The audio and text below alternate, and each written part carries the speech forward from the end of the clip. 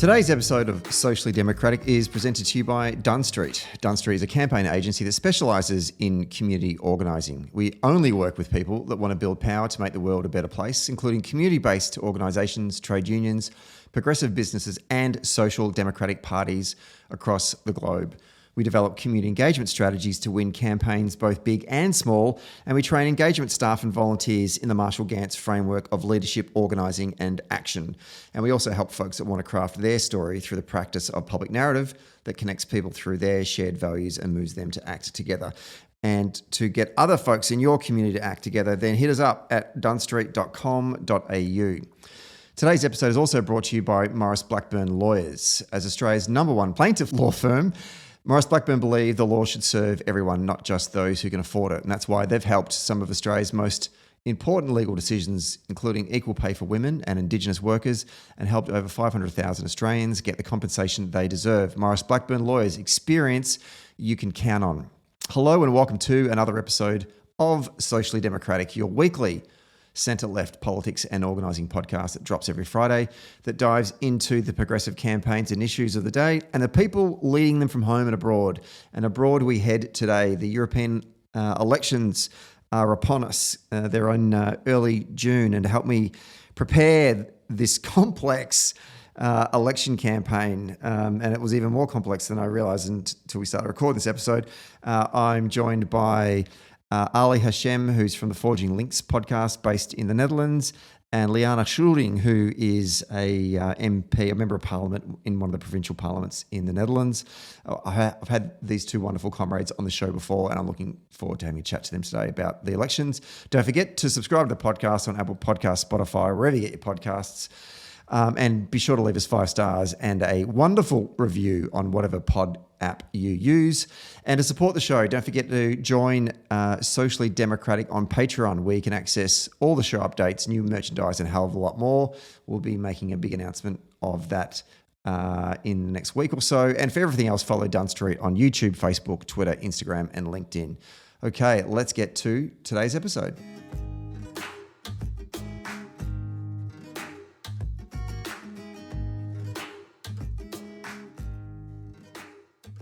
We are taping this one on a Monday evening on the lands of the Wurundjeri people. And as folks may know, 2024 is presenting the world with a hell of a lot of elections. And we aim to try and cover some of them, certainly not all of them. Coming up in early June is the European parliamentary elections. Right across most parts of Europe. And to help me unpack the complexity that is these elections, and I don't think we've ever done a podcast on this before, but we certainly have done a podcast with these two wonderful people. Joining me on the line from the Netherlands is the host of Forging Links, which is a very good social democratic podcast based out of the Netherlands. And he's also the local European campaign coordinator for the PVDR, the Dutch Labour Party in the Netherlands. Ali Hashem, welcome back to Socially Democratic, comrade. Absolute pleasure, man. Thank you. And she's the member for the provincial parliament in Limburg, representing the PVDR, which is the Dutch Labour Party. Lianne Schuuring, welcome back to Socially Democratic. Thank you very much. Why are you laughing? No reason. Very good. Last time I spoke to you guys, it was, I think we do a preview of the Dutch elections or a post-analysis? I can't remember, but it was a while ago. It was like last week. It was just after. It was just after, that's right. And we were wondering what was going to happen now that your country was being led by a Nazi. Well, we know now what's happened. We have a far right. We have a typical. I'm just going to say it straight up. It's a center right. Lianne is a faithful Christian, but a center right Christian inspired right wing government that is fundamentally, basically everything that we believe in is just they are exactly against or have formulated government against to a certain extent. Well, no, look, what's happening is we have this typical center right enabling the far right, that's the kind of government the Netherlands has for the time being. there's this idea that they've agreed on what type of program they want, but they still haven't agreed on who the prime minister will be. It's the nearest thing you could have to a idea of a technocratic, but it's still a politician being appointed.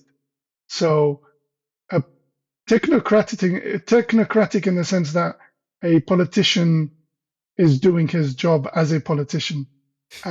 I used to think that that's what electing a party leader was, but not anymore.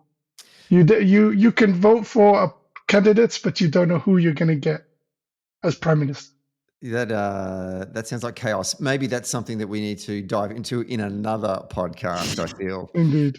But right now we're going to be talking about the European elections. And Ali, to you first, for our socially democratic audience outside of Europe that probably don't know so much about the European elections, can you just sort of give us a introductory 101 course in European elections? For example, when are they being held? How often? Who votes in them? What the hell are these elections for? Like, what are we electing people to? So most people think, when they think European Parliament, they think it's a parliament, a legislative parliament like every national states have. In this case, that's not the case. It's parliament in the just as because people come together. In that sense, it's almost like it's more like an advisory assembly, where there are people who it's a way to legitimize the democratic process without the legislative tools that national parliaments have. What does have most of the power, what does have the parliament influences, but doesn't directly involve itself, is the European Commission. European Commission has the ability to introduce legislation, has the ability to enact rules, and they kind of give a legitimacy veneer where the parliament votes it in, but ultimately the parliament can refuse a legislation, but national state representatives, which is the European Council, can then choose to enact it, and the parliament would have no influence.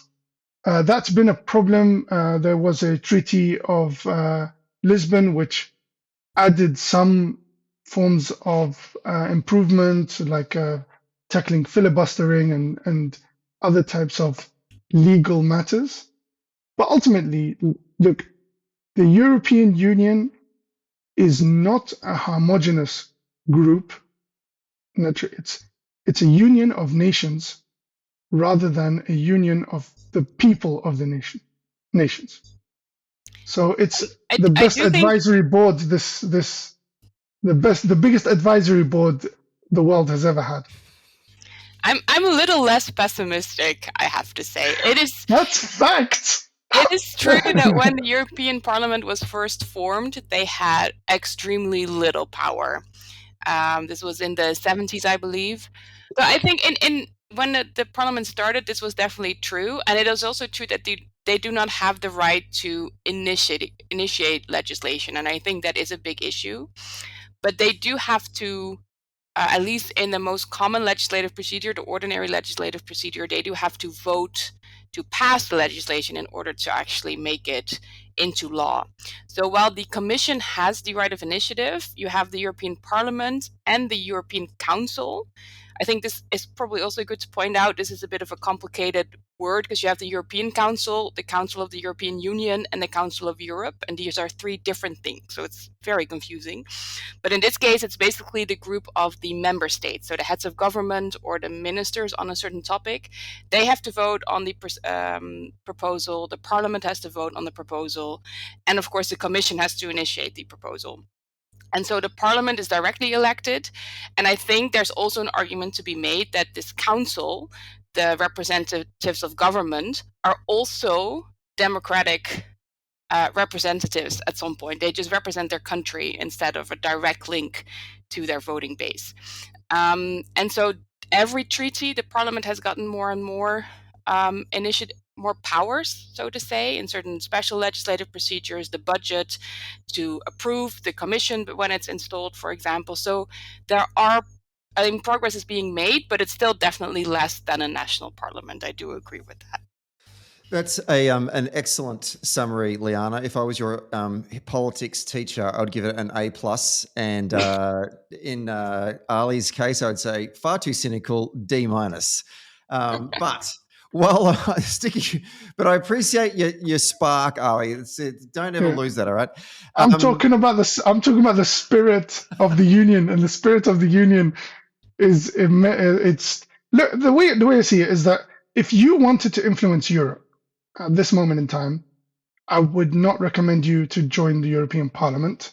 I would say go to national parliament, get popular there, go up the ranks there, get the experience, get a ministry, and then through your ministry, like foreign affairs or internal affairs or whichever, or even agriculture, you will, as a minister within a national state like the Netherlands, especially Germany, France, the bigger countries, you will have a bigger influence on the European Parliament, on the European procedures, on European legislation, than you would as a European Member of Parliament. The reason why that is, for me, it was important for us to know, is as Europe moves to the right and even far right, which is what the polls suggest, you need to remind yourself that actually they're not going to have that much power in being able to do what, disastrous things that we think they're going to do. So there is some limitations.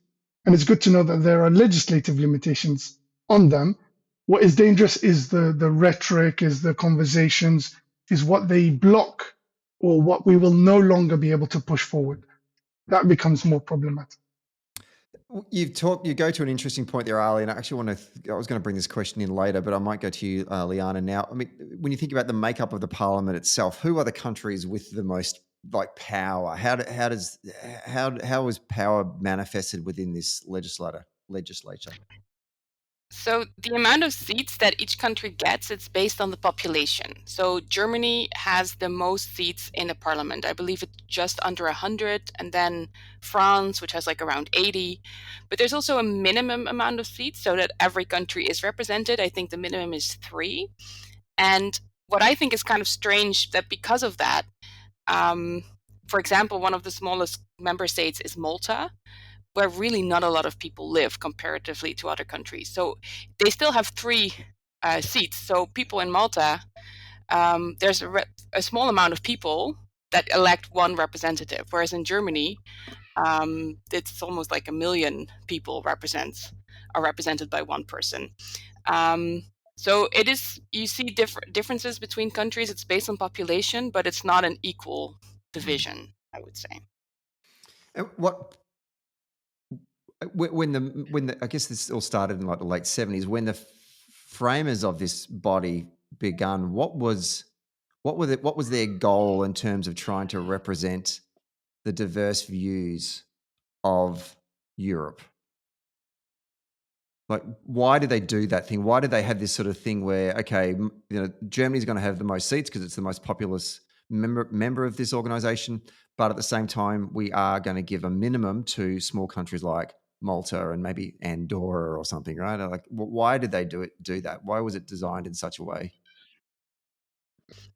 I think when it first started out, because if you go all the way back, I think it's in the first European treaty, the Coal and Steel Community, it was an assembly of representatives of national parliaments put together sort of as an advisory group. Definitely. They didn't really have any power at all.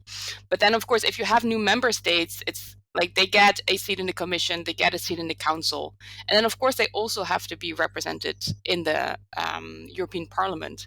But because there is such a big difference between the populations of all these different countries, you have to come up with a certain formula for that. It's one of the things, for example, that changed a lot when the European Union expanded towards Eastern Europe. There are certain countries like Poland, for example, that have a large population, that it really sort of threw these sort of set Western European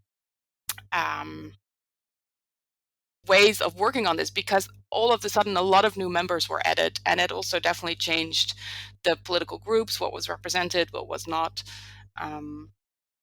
And so, yeah, they have made a formula for that they stick to. I don't know why they came to 3 as a minimum per country, or why there's a certain maximum for the others. I don't know exactly, to be honest. Ali, what happened when your former homeland, Britain, walked out of the European Union? Did the parliament shrink in numbers, or did they distribute those votes accordingly? So I believe parliamentary members are fixed, but then they got redistributed based on the same, based on the existing. Not they didn't do a reevaluation of population numbers. They did it based on existing. Yeah, but it did shrink for a while because we didn't have new elections halfway through the term. And I think they did do some redistribution, but not up to the full amount. So I think now there's 705 members of the European Parliament, but there used to be a few more. That's interesting.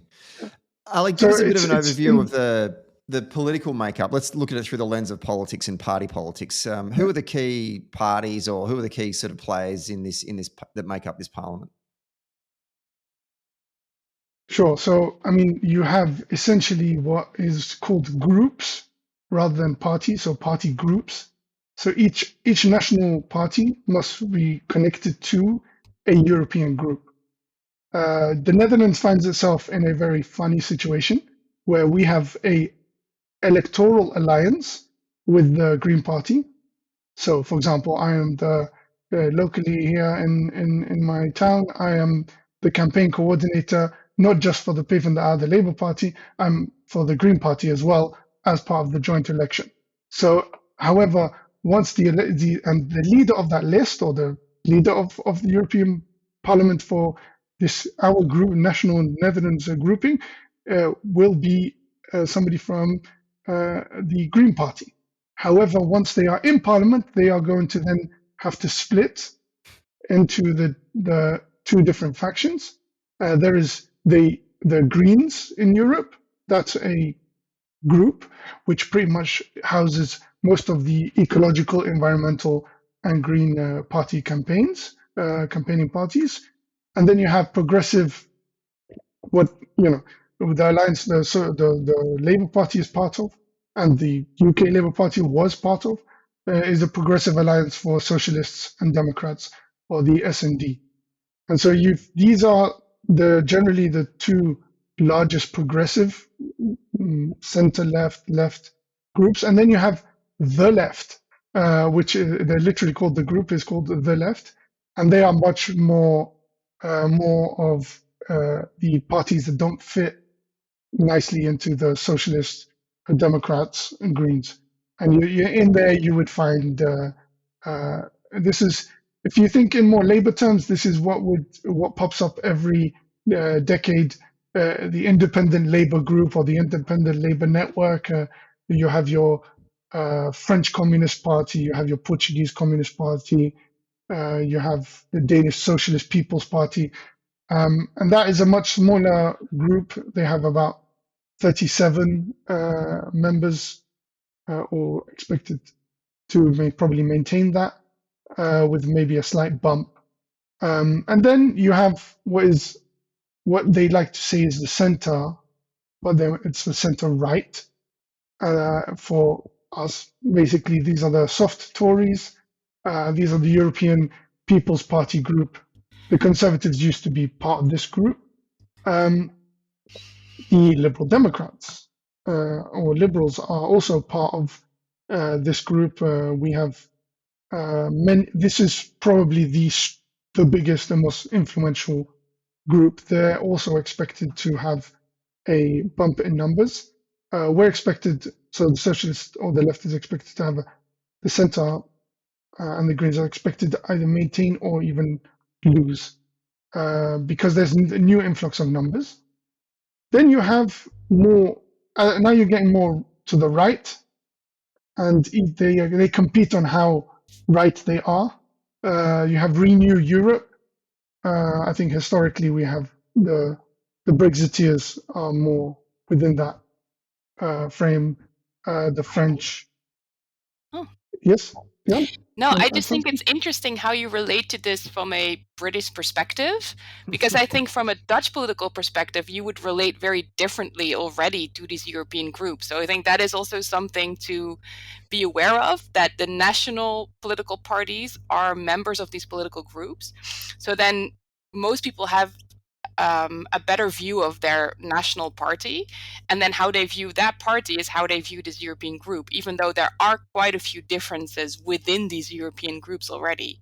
Because Renew Europe, for us, it's where the VVD and also D66, the social liberals, are a member from, which are very far from Brexiteers, basically. So there is a lot of diversity within these groups, I would say. Oh yeah, for sure, for sure. That is the case. I think our fellow Australians, who are the ones mainly, they would understand when I say. See, I think Europe needs to really adopt the term Tory because it's a very good broad term that basically tells, Anglophiles or mainly people from Britain, Australia, New Zealand would understand that it houses. There are people, of course, they call themselves liberals within that frame, but quite often they are enablers of conservative policies or conservative economic policy, and then sometimes they switch to more conservative social. Yes, even us socialists and Democrats have a much broader view. You can also say that on our side. I mean, there are people in the European Parliament that you would sometimes call socially conservative, even though they are part of the Social Democrats. So then you have Renew Europe, and then you have another grouping. It's more like the European Conservatives and Reformists. They are, you could say, more populist, liberal conservatives, some Christian democratic groups. So I've definitely, as Lianne said, there's an influence of national identities that then don't exactly translate when it comes to European terms. For example, you have somebody say that the most far right would be the Identity and Democracy group. Le Pen from France is mostly within that, relaunched. These things I expect in the coming elections, because these are not fixed. I expect there's going to be a big reshuffle. There's even talks, but the Greens of Germany are the ones who hold the key to this. Is basically even a merger of the Greens and the Socialists on a European level. But you can see now when we talk about the influence of the bigger numbers, the Germans have a very big influence on, from a socialist point of view, on the outcome, on who is selected as proposed to the European Commission. Our main European candidate, we don't vote for that person. The national elections will then, so the people on the national level will vote for the seats, but broadly we have selected somebody from the German socialist or the German Labour Party. If I can just jump in there, I mean, just it's very interesting from an outsider's perspective, listening to the two of you talk about the makeup of your European Parliament and in some ways struggle to get some sort of consensus on it, which probably speaks to the level of complexity that is European politics. And my brain is thinking about where does one go from here when we're talking about this. I guess what I want to achieve in this podcast, certainly this part, is for the Australian or the non-European listeners to get a sense about who the key players are, but not get too wrapped up in it all. But I guess it's sort of,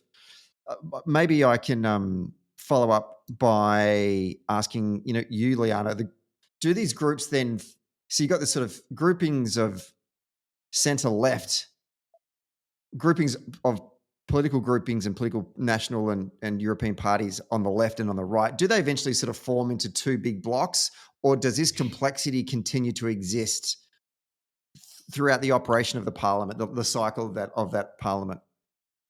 A little bit of both, but I also think that it is becoming more complex in recent years. I think for a very long time, the European People's Party, the Christian Democratic group, was the largest, and the Social Democrat group was the second largest. And together, until now, these people basically have always had an absolute majority together. So they were sort of forced to also work together in order to have a majority. So that sort of moved it very much to the center. I think the Greens have grown in the last year, so there are more parties on the left side of the spectrum, and also Renew Europe. They changed names, but this is, for example, where Macron is also a member from. They have come up a little bit, and then you have this more far-right groups that come into existence. And I think for the next election, the key really is the Christian Democrats.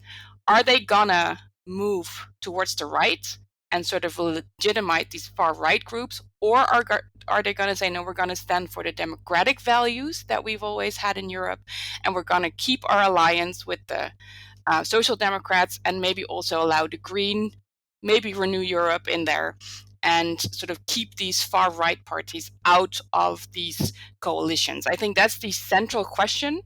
In Maastricht, there was a debate between the leaders of these groups, and that is also something that Ursula von der Leyen, the head of the Commission and the leader of the European People's Party, was asked very specifically, like, you're going to have to choose. Are you going to stay in the middle and the center left, or are you going to move to the right? And I think that in the end will also depend on the outcome of the elections, but that's what I would formulate as the central question. Did she answer the question? Not really. Not really, exactly, and that's the point. That they're slimy. They're not going to answer directly any of these questions. But let's look at their actions. We have one of the biggest global legislation outside of China, because there the influence is a lot bigger. Outside of China, in terms of green policies, we have the European New Green Deal. It was meant to completely transform the European landscape, European economy. It was all about jobs for improving jobs for the green economy. It was about saving our soil from pollutants. It was about there was a big aspect of it was about how farming is conducted, from this exploitative, consumer-centric to more environmentally sustainable aspect. It was immensely watered down after an agreement by the national states. It was pushed through by Timmermans, who is the Labour Party leader in the Netherlands, as commissioner for the climate change. We managed to get this really huge legislation through all this complexity, and at the last hurdle, watered down by the Christian Democrats, mainly by influence from the Germans. So what the Christian Democrats, especially of Germany, did, they opened the door for us to lead, for us as socialists and Greens to lead on this legislation. They said, it's yours, you can do what you want with it, push it through, we'll support you. They did that, we became the front people of that. So in the Netherlands, the farmers, when they would protest, it would essentially come on us, even though nationally we didn't have any influence or any power, because our guy was in Brussels pushing for it. And it came to the point that when they watered it down, that's what, to me, is the real indicator of how they're going to behave. Ultimately, they will open the door for us, let us lead on controversial legislation, and then at the last minute ditch us and say, well, it wasn't, as Christian Democrats, we weren't the ones who did this. It was the socialists. We want a more central, more moderate. Let's repackage this, and then it basically takes out the teeth of any legislation. So I think they're going to play a similar game, and I hope we do not. I hope we do not go down that road again, and that we don't partake in any aspect of the European Commission unless we have a much more representative control of the Commission, which is the body that actually makes most of the power. But I doubt that is going to happen, because the national parliaments are mostly right-wing, including the Dutch. But I at think the this moment. this also plays into what the European People's Party is doing, because I think in most member states they feel pressure from the more conservative or the more right-wing political parties, and so they feel like they cannot become too progressive or too left, because then they would lose at home. They would lose their home base. And this, I think you see in a lot of different member states as well, that there is this tension. Like, if you are a centrist party, how much room are you gonna create on the right to enter politics and to be in politics? And then again, within this group, you have huge differences, because I would say nowadays, like in the Netherlands, the Christian Democratic Party is centrist. But until not too long ago, Viktor Orban from Hungary, one of the main autocratic influences in European politics, was also a member of this group. And so within these groups, there's hundreds of MPs. Like, they have to really battle it out. Like, the negotiations within these groups are much tougher than the negotiations between the groups, because they are so diverse, even though they come from the same political family. It's very nice that you mentioned Orban. So Wilders in the Netherlands is an ally of Orban. I've been told they actually are beyond WhatsApp. They are on WhatsApp calls level contact. So they're good buddies. They send emojis to each other and stuff. So these guys, they are what Wilders is the right wing, and he is now part of his party is part of the Dutch government. He won the most seats in the last Dutch elections. They were, and Orban was amongst them. They are anti-European Union.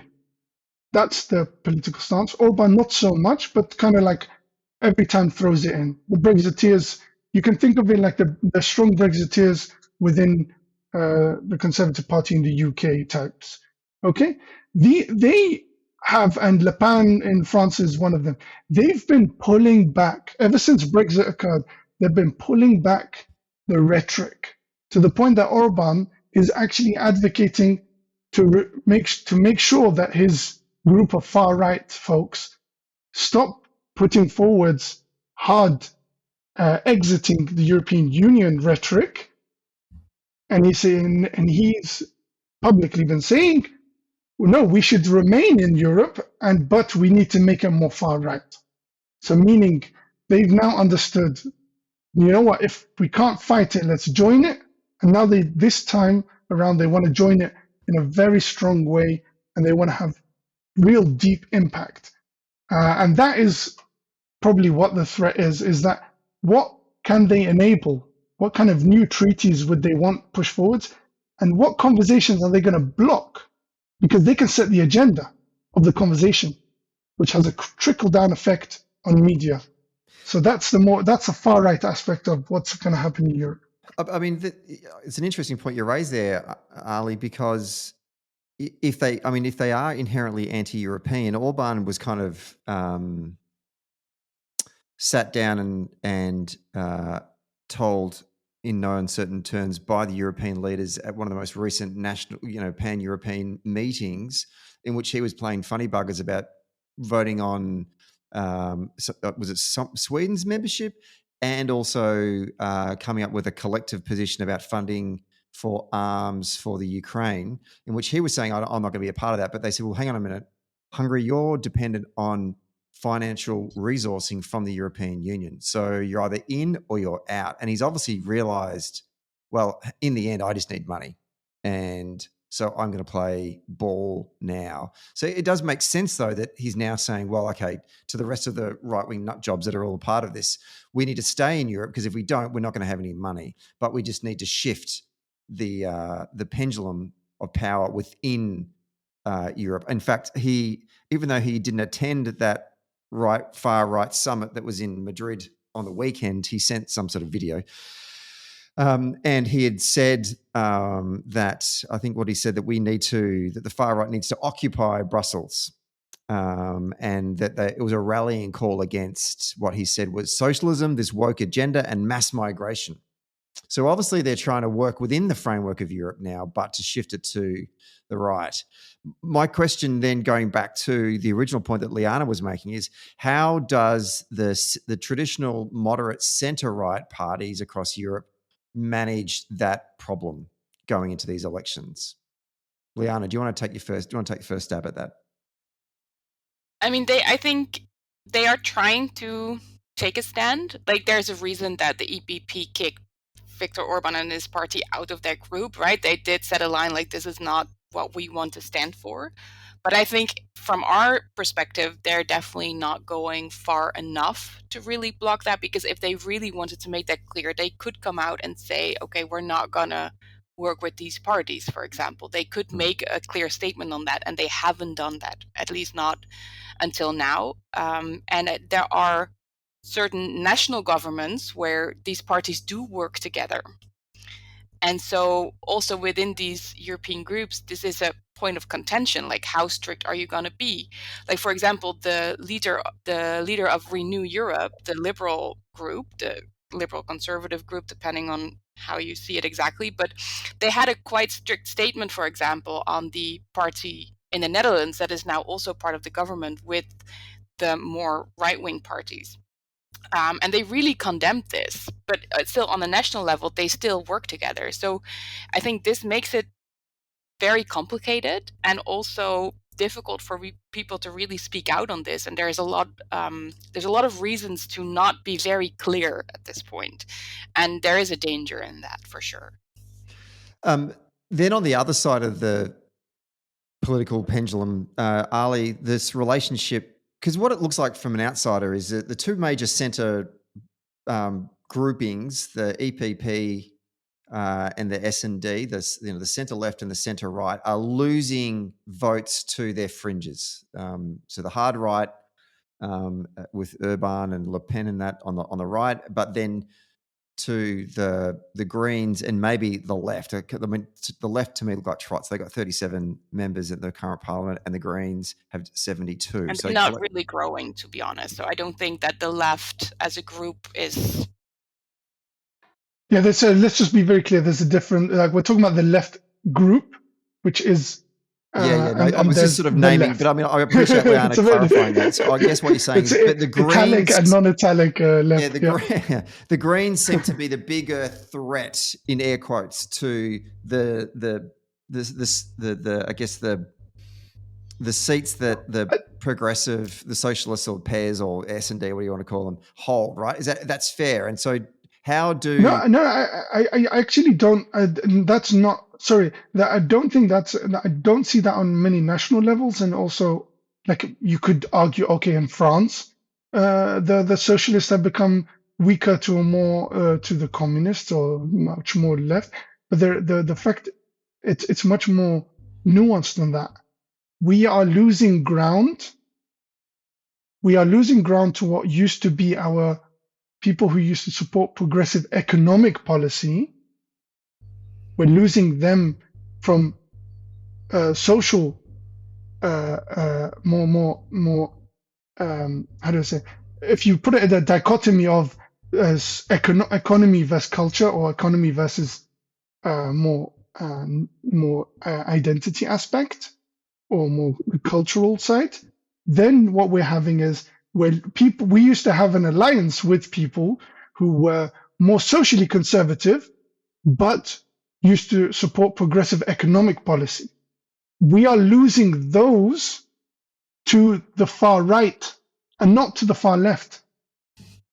What we are losing to the far left is people who want us to be even more economically progressive, or economically more very, like, a more extreme Keynesian, or even beyond that. So what is happening is not that we're leaking to the left, we're leaking to the far right.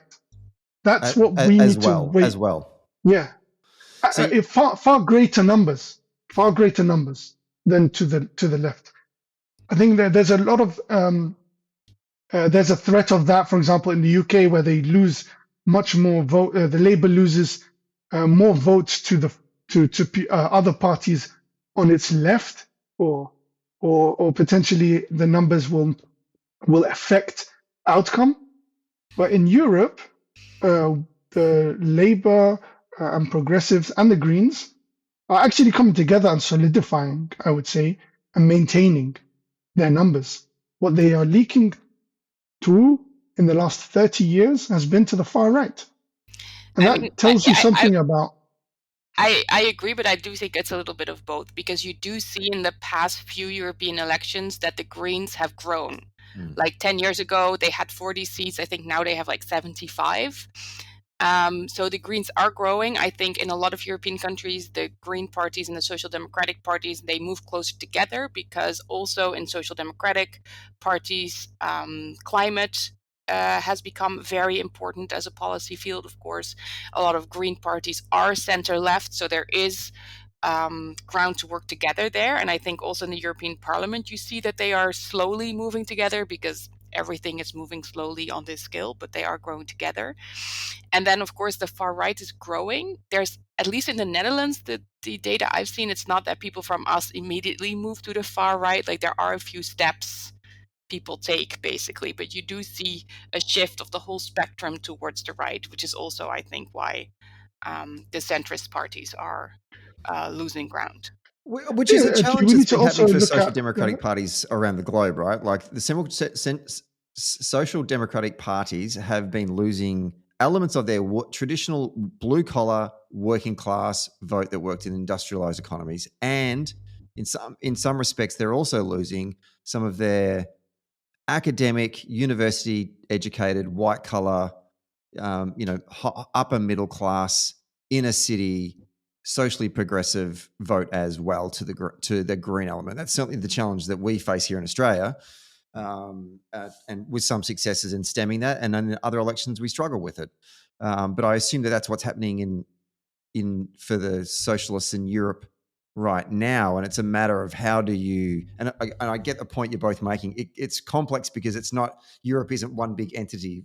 Country by country, region by region, those challenges are so different. Like the Irish Labor Party right now are losing votes to Sinn Féin. Where do you put Sinn Féin in this world? They're a nationalist party, right?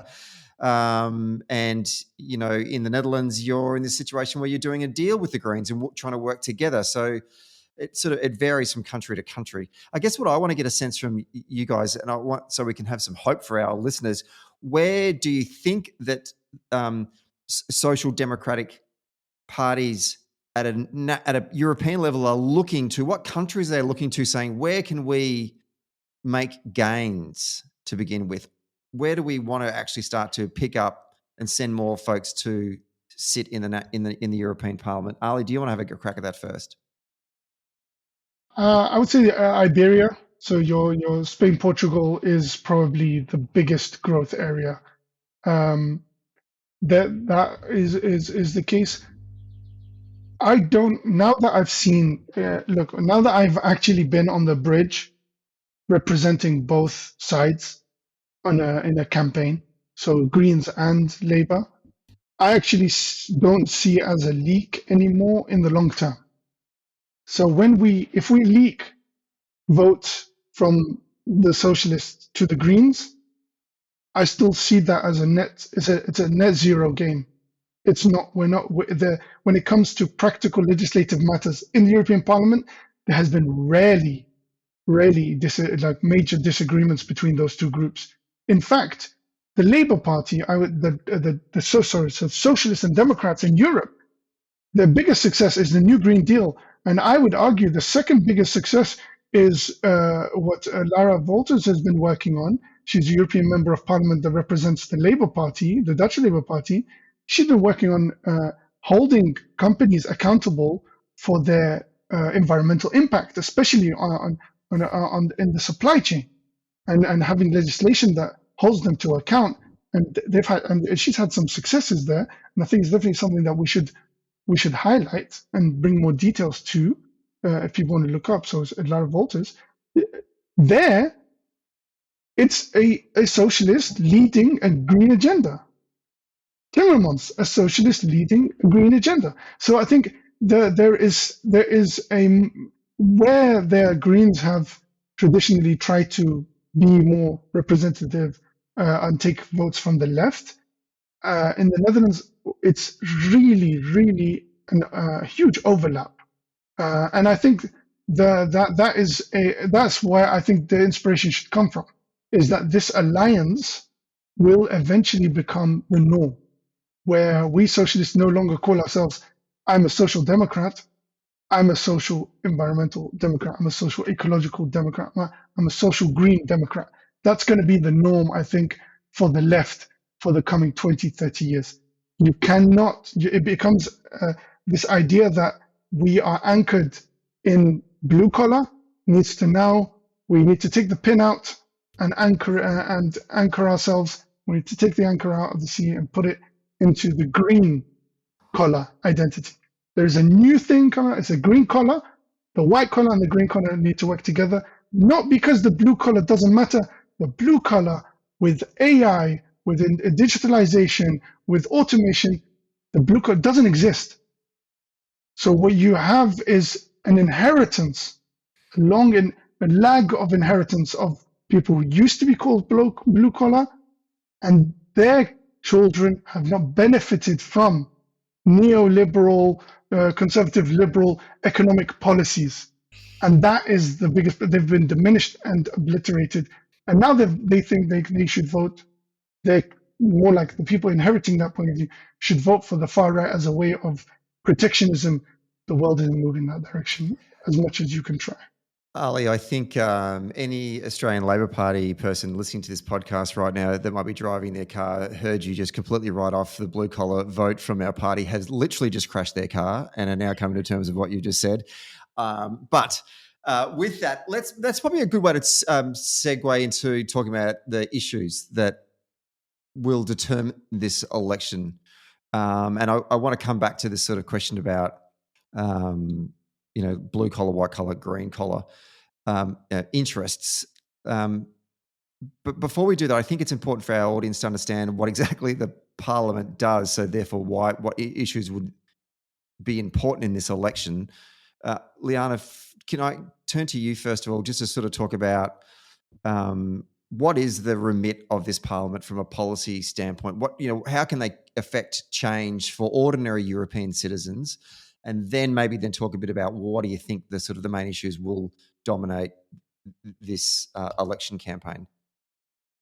Like we talked about earlier, they don't have the right to initiate new legislation, but they can vote on whether they want to ask the Commission to prepare legislation, and then they go into sort of three-way negotiations. They call this the trialogue, which is like a dialogue with three parties to make it extra complicated.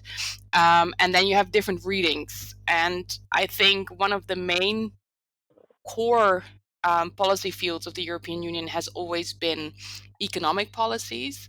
Of course, with the common European market, that is definitely something that the country sort of gave up their right to make national policies, and it's completely done by the European Union.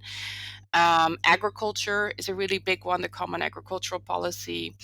And then also the Green Deal is now sort of related to that, which is about natural and agricultural policies. So I think those are a few of the main ones. There is a question now about whether we should have more of a common security and defense policy. That's going to be, I think, a big issue in the future. And then there's a lot of sort of rule of law aspects that European institutions, they sort of demand certain aspects from their member states. And that's, for example, towards these states as Hungary and Poland, where they saw things like this were slipping. They were really strict and saying, like, you have to make sure that there is an independent judiciary, that you have these sets of standards that you have to uphold, because otherwise we're going to take away certain fundings or take away certain possibilities. So I would say for me, those are the main topics. So let's unpack a couple of those. The economic, obviously, would be the one that I'm assuming that there would be that would be the front of the minds of every voter when they go in and vote in these elections. But obviously, you can frame that in a left-wing frame or a right-wing frame, right? I think you're already missing the point. That's not why people are voting, I would say. It is why the European Union has the most power, but it's not the main issue of the elections. It's nice that you say European Union, because what Stephen is trying to understand is European Parliament, because the Union does a lot, Commission does a lot, but the Parliament, that's the part. It's essentially what you realize is that there's a lot of limitations on what it actually practically can do. It can do a lot of talking, a lot of conversation starting, and a lot of direction giving for where the commissioners, who are essentially like ministers for Europe, can go or should go. So that it can give, and it's nice that if what Lianne in the beginning said, they can choose whether they want to ask. They have to ask. It's a politeness. There's a please more, like commissioner, please do more about this or that. So it's not actually in telling like a national parliament where it says the government needs to legislate this direction. It's the other way around. It's them asking for, oh, would you please look into this area? But knowing the commission will take them serious because there's a lot of wrangling behind closed doors that occurs, including their own position and their budget. So my commissioner or the ministry's budget. So my question that my follow-up question I want to put to Lianne then is, well, because she makes a great point, because she said this is not, well, Stephen, that's not what people are going to be voting on. What are people going to be voting on? What's going to motivate someone? Because these aren't compulsory elections, I don't think, unless you're in a country that has compulsory elections in Europe, Belgium and Luxembourg being two of them. What are motivating folks to go in and vote in these elections? I think a very general one that always comes up is, do you like the EU in general? Do you like what your current national government is doing or not? And then I think the cultural aspects become more and more important. And I think also this idea of how do you view democracy as a whole even, right? Like how conservative do you want your country or your region to be? I think these types of questions are much more of a motivation for people than very concrete policies, because a lot of policies that the European Parliament works on, they're very technical, they're very complicated. Like the leader of our party, his main thing that he works on was the use of F-gas in the production of refrigerators. Nobody understands what this is about. It has a ginormous impact, but it's a very small thing in like the ideas that people have about society. So I would say there's very few very concrete policy ideas that people are voting on, and it's more like this general idea: do you value nature more? Do you want to have more social policies? Do you want to be more conservative?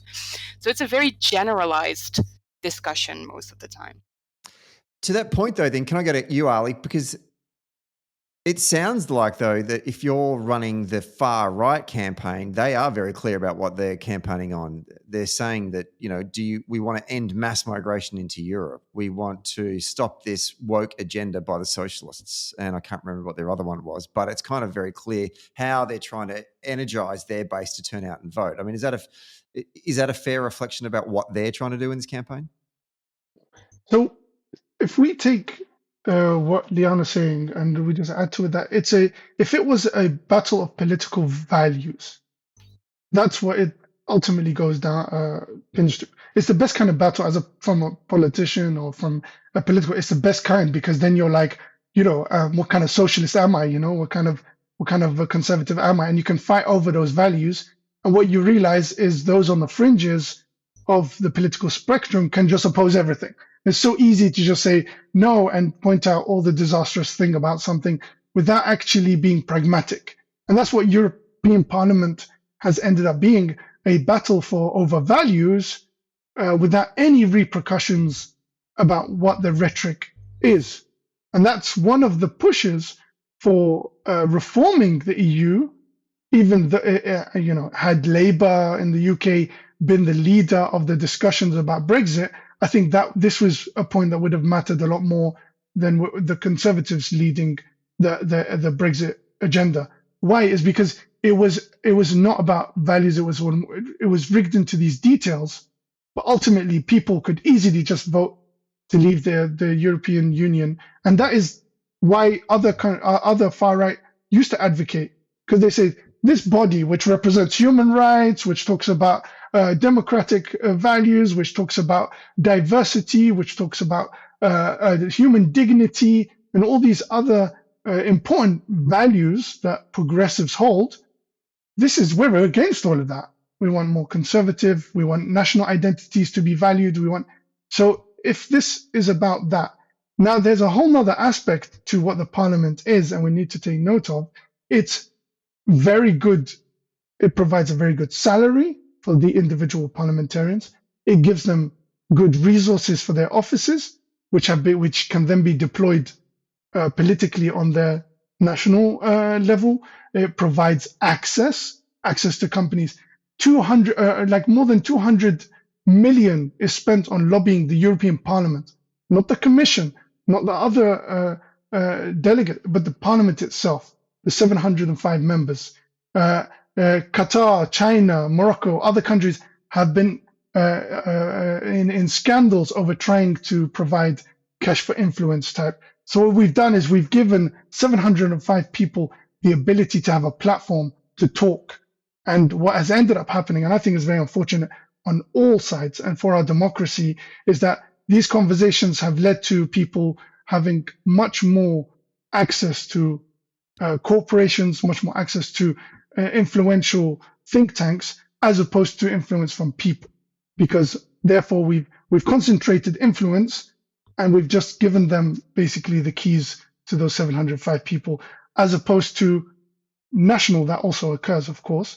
But there you have, if you count all members of national parliaments, you're talking about a much greater number, and it's much more difficult to influence all of them. In terms of, I think it will be more than 100,000 members of parliament across Europe. So, or probably less than that. But the point is that there is a platform aspect to a member of parliament. There is a lobbying aspect to a European member of parliament. And there is also the trickle down of political funding to becoming a European parliamentarian. Isn't it? I mean, that's one of the arguments that the far right make about the European Parliament, that it's just all these fat cats in Brussels. It's wasting all of our taxpayers' dollars. It's wasting all of our money, all of our resources. They're out of touch with the ordinary citizen. They don't understand what's going on in your lives. And yet they're the ones, and yet the far right is the one who is mostly complicit in these scandals of cash for influence. And yet they can be against it, but they seem to be benefit growing. from it I mean, so they much. seem to keep on growing in terms of their support. So this, regardless of how they're behaving in Brussels, they certainly are convincing voters of their agenda. We're almost wrapping up. So what I want to do is I want to get a sense from you guys about what's going to happen on election day or in election week as it runs for. Starting with you, Lianne. What are your prediction? Actually, I don't want to hold you to a prediction, but where do you see groups that are growing? Where will there be some successes for the good guys? Should we be worried about the far right and their influence in these elections? Just give me your sort of final reflections. Well, first of all, I hope that the turnout will be all right. Last time, I think it was only 40% of the eligible voters actually showed up, which I think is a huge concern. And then I would say you would see a continuation probably of the trend of the last elections nationally, because at least here they haven't changed that much, which still means that the right-wing parties are probably going to do very well. And that the coalition that we have with the Greens is also doing relatively well.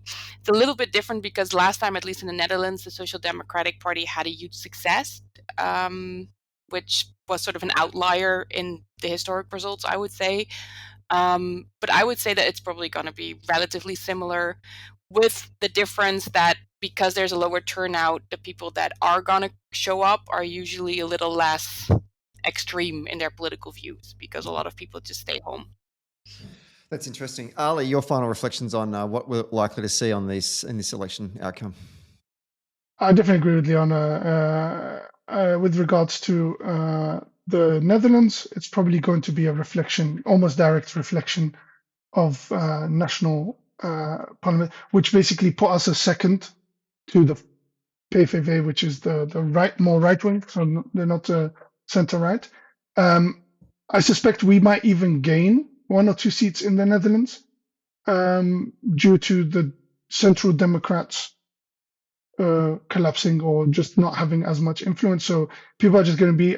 So I think the Netherlands are going to lead how you can form an alliance in order and make gains. I think I'm hoping for that outcome, which can influence the direction of other labor groups within Europe to consider.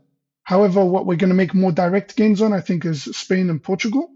France is going to see a collapse of Macron is going to see a complete collapse of his grouping and his party, and therefore it's going to move more to the right. But what we've seen is whenever a nation goes more to the right, there is a turnout. There's a larger turnout from the left. So people are responding to this tension. And I think that is democratically, that is positive.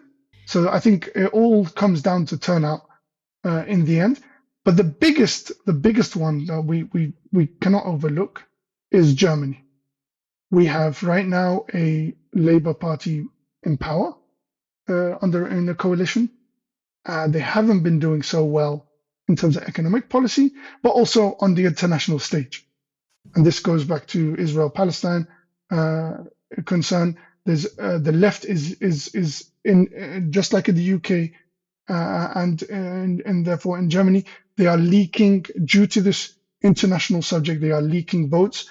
It's more like not leaking votes to others. It's more like suppression of turnout.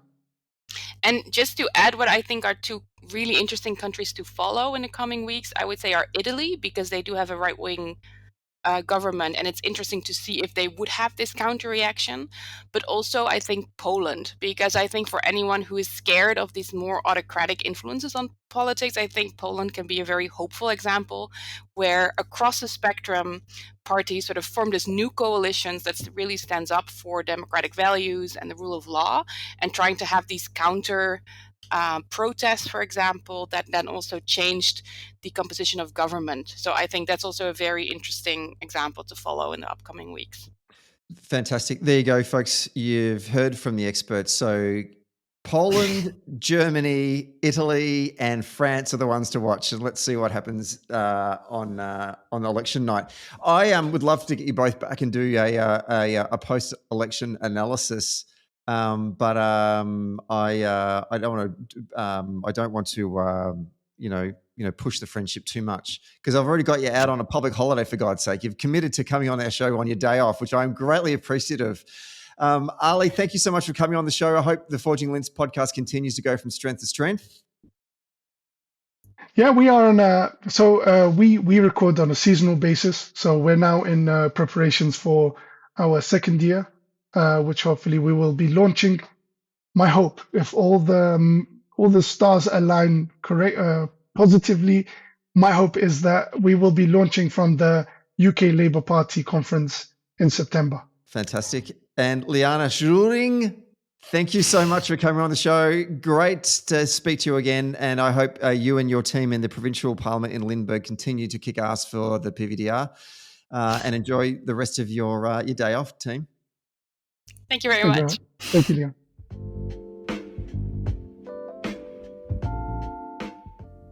Hey there. Thanks for listening to Socially Democratic. Did you like the podcast? Hit the follow or subscribe button and be sure to leave a review on Apple Podcasts or Podchaser. And to get all the latest updates on Socially Democratic, follow Dunn Street on Facebook, Instagram, Twitter, and LinkedIn. And we'll see you next Friday.